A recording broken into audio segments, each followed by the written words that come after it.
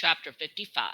I thought the whole point of having customer fill in their address was so you could mail them their stuff back in case they left it behind, Mr. Yao said after the girl and her mom left. Wasn't that your idea?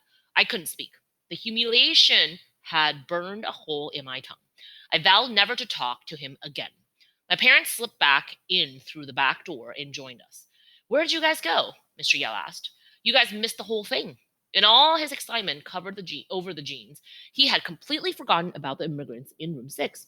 I looked up at my mom and could tell from her face that they were safe. My mom would never know the price I paid for their safety. Jason knew. The whole time his dad was interrogating me, he had been looking out the window. He saw my parents knock on room 6 door. He saw them sneak the immigrants out of their room and out the back. He saw the whole thing, but he never said anything. Dear Jason, thank you for not saying anything to your dad. I don't know why, but you didn't. Maybe you're not so bad after all. Your classmate, Mia. I stared at the last part. Maybe you're not so bad after all.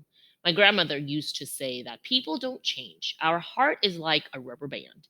It might stretch a little, but eventually it snaps right back. I'm not sure if I believe that.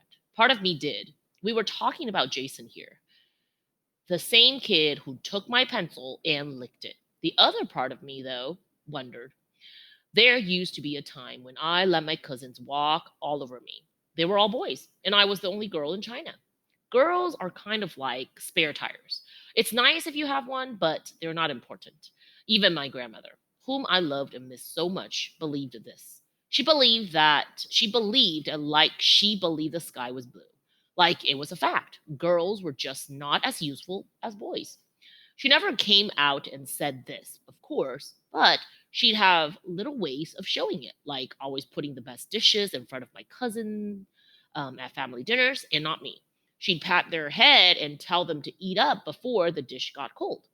And I'd watch as they snatched and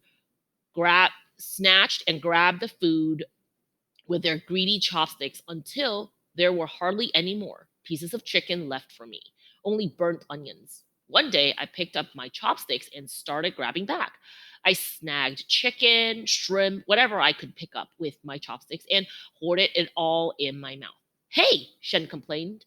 No, not fair. We weren't close then, and I narrowed my eyes at him.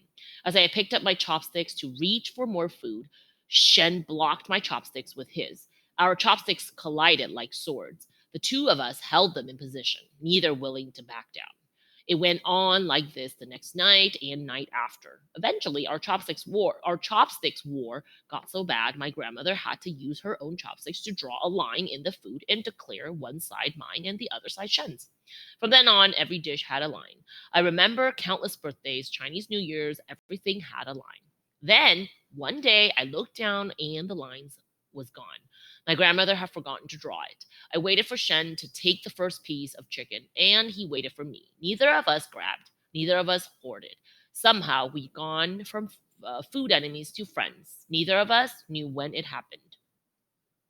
We just knew we no longer needed the line. I thought about that and how maybe people do change as I thought about Jason. I didn't end up giving the letter to Jason. I was going to, but for some reason I just didn't. You know how sometimes you raise your hand, but when the teacher finally calls on you, you pretend you were only tucking your hair? It was kind of like that.